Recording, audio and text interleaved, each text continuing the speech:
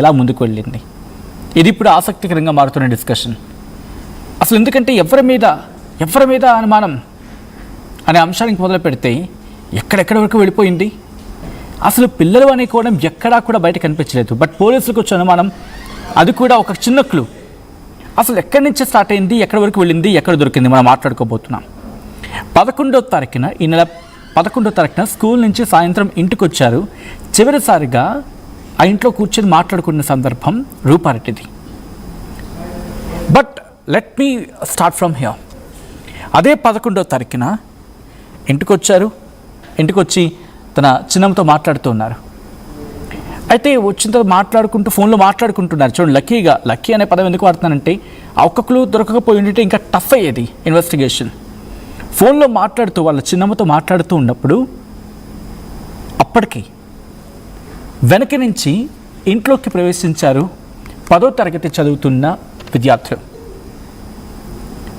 అతన్ని చూసిన వెంటనే గుర్తుపట్టి పేరుతో, అంటే స్టూడెంట్స్ని ఎవరైనా సాధారణంగా ఏం పిలుస్తుంటారు, ఏమా నాన్న కన్నా, లేకపోతే బాబు బుజ్జి.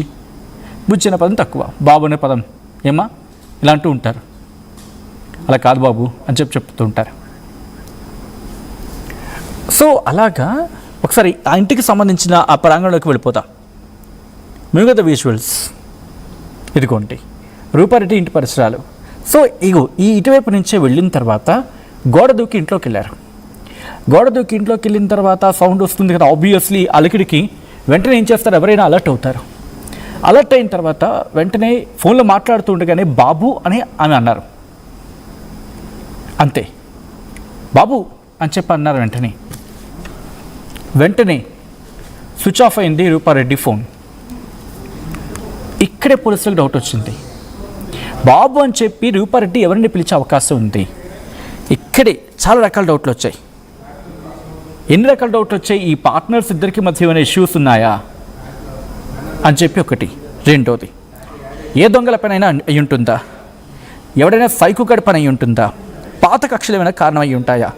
ఎన్ని కోణాల్లో విచారణ జరుపుతూ ఉన్నప్పుడు బాబు అనే ఒక పదం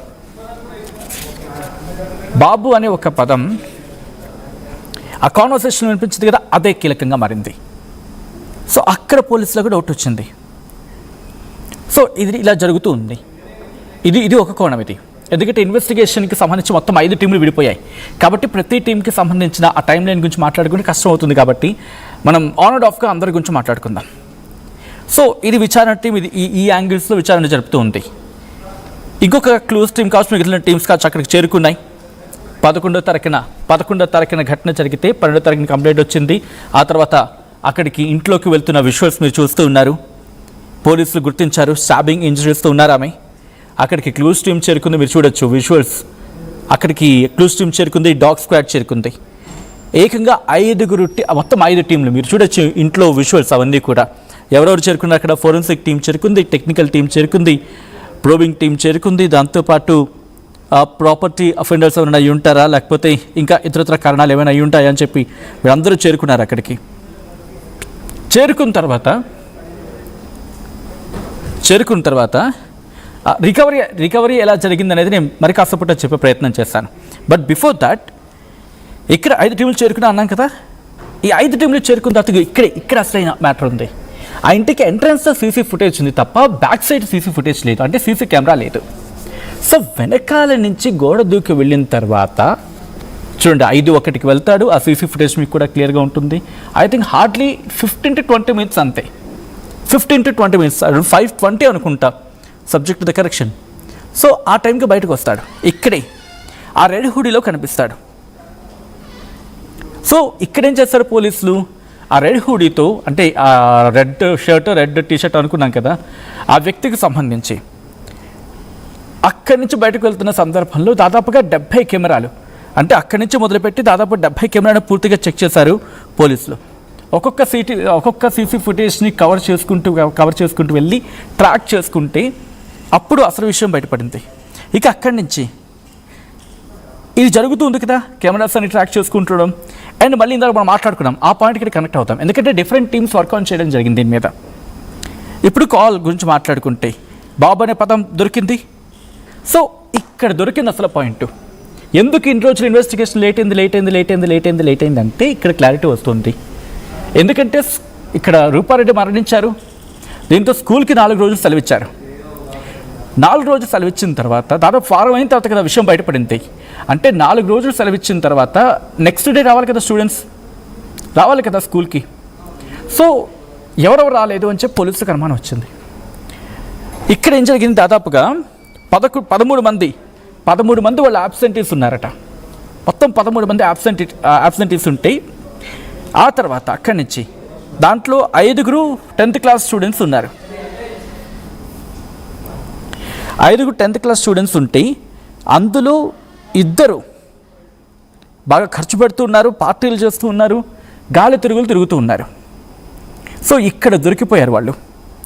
చూడండి, ఒక్క చిన్న బాబు అనే పదం, ఆ పదాన్ని బేస్ చేసుకొని స్కూల్కి ఇన్వెస్టిగేషన్ చేయడం, 4 రోజుల స్కూల్ సెలవు కారణంగా నెక్స్ట్ 2 days ఉంటుంది కదా, ఎవరెవరు రాలేదని చెప్పి ట్రాక్ చేయడం, మొత్తం 13 మంది రాకపోతే 13 మందిలో 10th క్లాస్ స్టూడెంట్స్ 5 అని చెప్పి గుర్తించడం, వాళ్ళల్లో 2 జులాయిగా తిరుగుతూ ఉన్నారు, ఖర్చు పెడుతూ ఉన్నారు, పార్టీలు ఇస్తూ ఉన్నారని చెప్పి గుర్తించారు.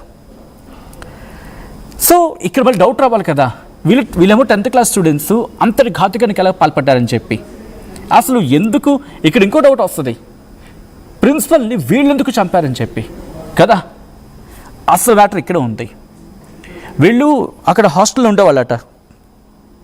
సో హాస్టల్ ఉన్నప్పుడు ఒక 15-20 days బ్యాక్, ఓ 15-20 రోజుల క్రితం వాళ్ళ బ్యాగ్లో డబ్బులు దొరికాయి, ఫోన్ దొరికింది. దీంతో ఆబ్వియస్లీ ప్రిన్సిపల్ పేరెంట్స్ని పిలుస్తారు, పేరెంట్స్ ముందు మందలు ఇస్తారు కదా, అంతే. ఇక కక్ష పెట్టుకున్నారు. అక్కడి నుంచి కక్ష పెట్టుకుని వీళ్ళకి బీరు తాగే అలవాటు ఉందంట, బైక్లు అంటే పిచ్చట వీళ్ళకి, ఇతగాడికి, మరి ముఖ్యంగా ఒక పిల్లాడికి. సో ఇది ఒక ఇష్యూ జరుగుతూ ఉంది. సో దీంతో ఏంటి, దొంగతనం చేయాలి లేకపోతే ఆ ఇంటికి వెళ్ళాలి అని చెప్పి ఒక 6-7 రోజుల నుంచి రెక్కి నిర్వహించుకుంటూ ఉన్నారు. గ్లౌజులు కొనుక్కున్నారు, అన్నీ కొనుక్కున్నారు, YouTube in the sense social media ప్లాట్ఫామ్స్లో ఎలా చేయాలి అనేది నేర్చుకున్నారు. ఇదంతా టెక్నికాలిటీస్ తెలుసుకున్నారు, ఎక్కడ తప్పు దొరకకుండా ఎలా మనం వాటిని మిటిగేట్ చేసుకుంటూ ముందుకు వెళ్ళాలి అవన్నీ ట్రైన్ చేసుకున్నారు. వాళ్ళని గోడ దూకి లోపలికి వెళ్ళారు. సౌండ్కి ఏమో ఆవిడ బాబు అని పిలిచినప్పుడు కంగారు పడ్డారు, వెంటనే ఆవిడ మీద దాడి చేశారు. 27 సార్లు కత్తితో దాడి చేశారు. ఆ దాడి చేసిన సందర్భంలో ఫోన్ కింద పడిపోయింది రూపారెడ్డిది. ఒకవేళ ఆఖరికి ఎక్కడ బతుకుండే అవకాశం ఉంటే ఈ సెల్ ఫోన్తో ఎవరికి ఇన్ఫర్మేషన్ పాస్ చేస్తున్నామన్న భయంతో రూపారెడ్డి ఫోన్ కూడా వీళ్ళు పట్టుకెళ్ళిపోయారు, వాళ్ళతో పాటు పట్టుకు పారిపోయారు.